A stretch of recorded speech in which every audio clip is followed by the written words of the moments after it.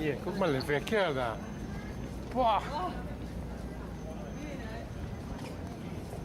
Ja, das war ein Schiff, ein Container. Ein Riesending.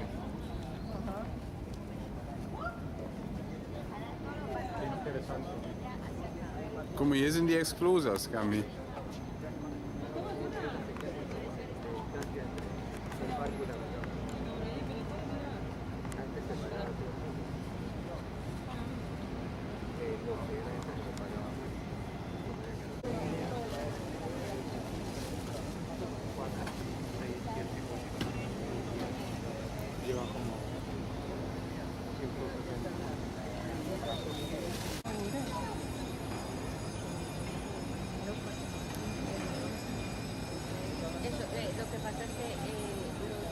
Come decía. 4 locomotives attached on each side.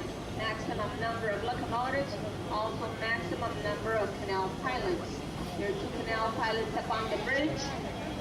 You'll see them looking from the extension of the wheelhouse, and there's also one down below in the open deck area.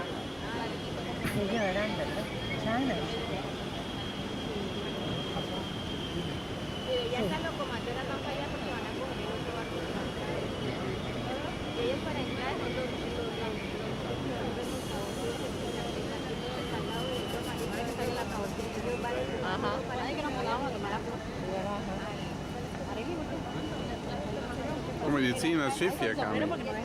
Look. Cada una de estas locomotoras eléctricas son diseñadas y construidas por la compañía Mitsubishi Kawasaki de Tokio, Japón, especialmente para el Canal de Panamá. These are twin electric locomotives made especially for this canal. You will only see them here, designed by the Mitsubishi Kawasaki Company of Tokyo, Japan. Each one has a unit cost of over $2 million.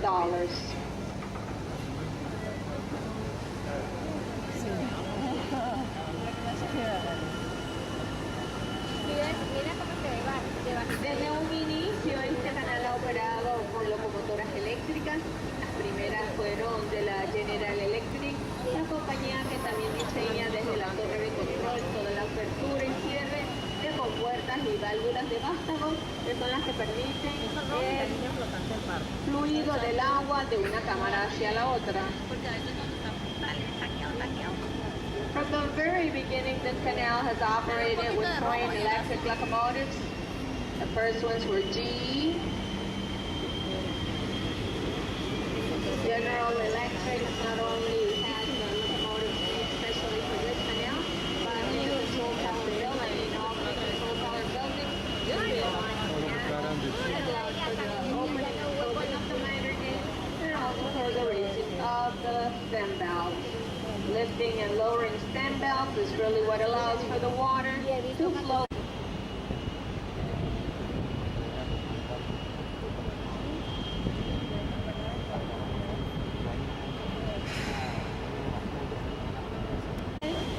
They'll be lifted twice, and they will go towards the right to the next wall.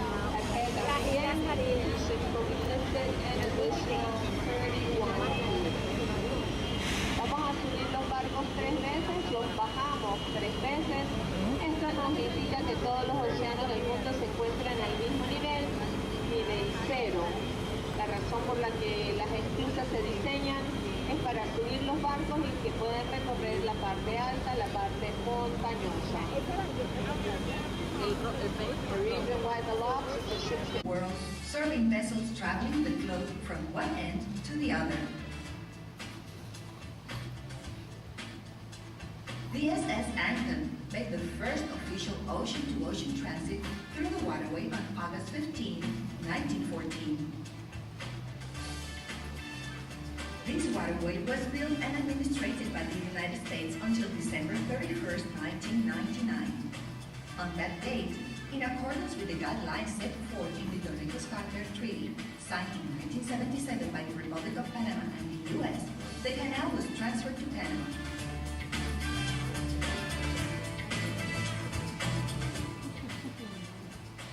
Every year, over 14,000 vessels transit the Panama Canal. Its main clients are the United States, China, Japan, Chile, and South Korea.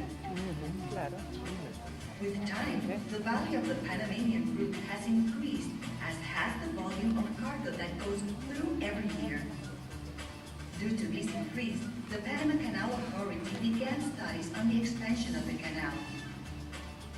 In the studies, it became clear that the canal, now a major source of income for the country, had to invest in the expansion in order to sustain and increase its benefits to Panama. When the studies concluded, the official proposal for the construction of a new set of locks emerged, one on the Pacific and one on the Atlantic. With an expanded canal, bigger vessels with more capacity will transit this Panamanian waterway. Unlike the current locks, the new locks will have water-saving basins that will allow for a more efficient water utilization. The proposal was voted for on a national referendum and approved by the majority of the people. After its approval, the Panama Canal Authority awarded the first construction contract, and on September 3, 2007, the first dry excavation project officially broke ground. Today, the Panama Canal expansion advances according to plan.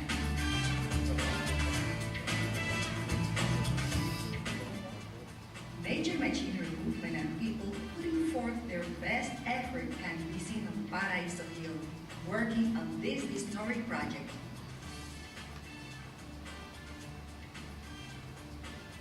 Massive trucks and sophisticated equipment are being used on the first dry excavation to build the Pacific Locks Access Channel. The tender for the new set of locks is scheduled for 2008. 4 groups comprised of 30 major companies, some of the biggest and most prestigious in the world, are competing for the design and construction of the new locks.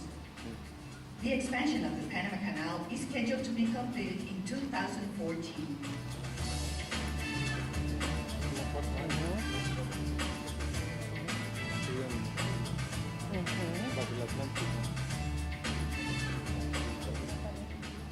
The Panama Canal expansion will generate new jobs in the short and long term by boosting new business ventures and investments in the banking, tourism, and construction sectors, benefiting the country's economy.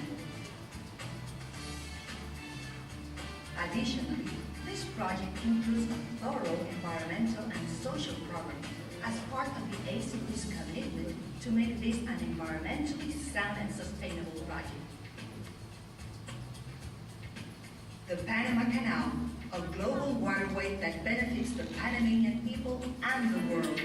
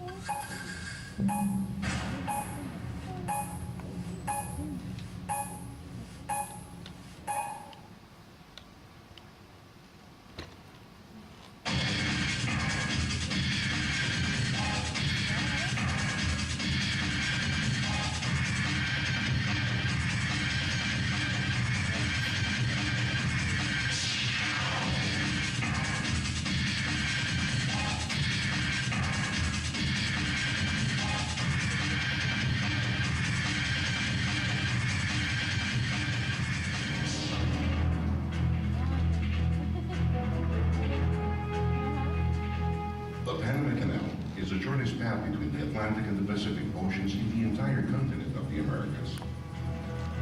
It is a waterway that serves the world trade and transportation industries.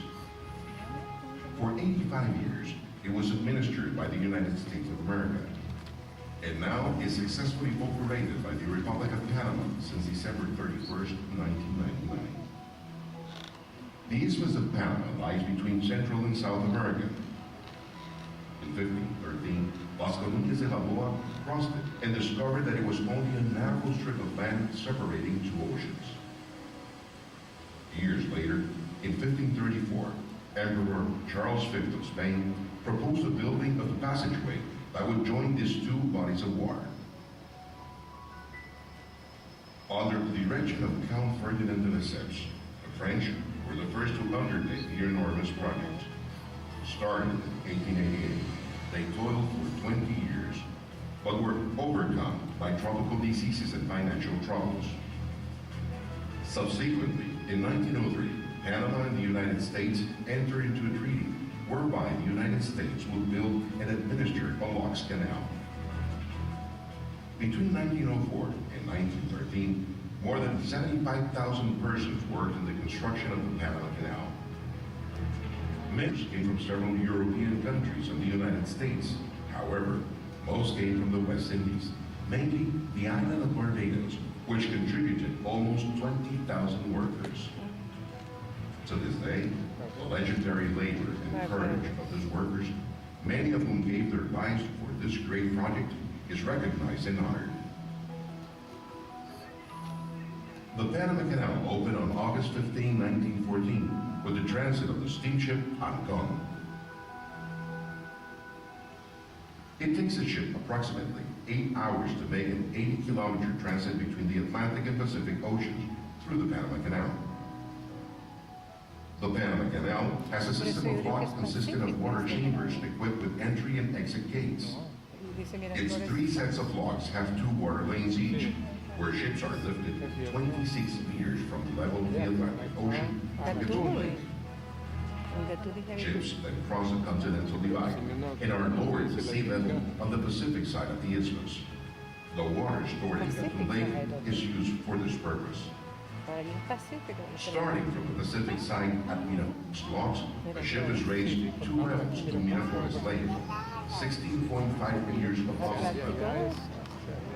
It then arrives at Pedro again, where there is only 1 lock or chamber that raises the ship an additional 9 meters.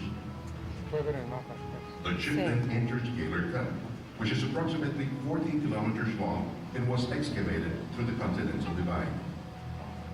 The ship is now 26 meters above sea level and will sail through Gatun Lake from the north end of Gaylor Cut to Gatun Locks on the Atlantic side. At Gatun Locks, the ship is finally lowered 3 levels to sea level on the Atlantic side of the canal. During blockages, the lock gates close to let water flow by gravity. Each blockage uses approximately 197 million liters of fresh water, which after this operation flows out to sea. Water is a main element for the operation of the canal.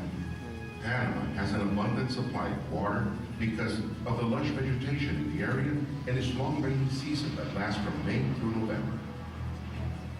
Thanks to these features, the rainy season provides water for approximately 14,000 ships to transit the canal every year.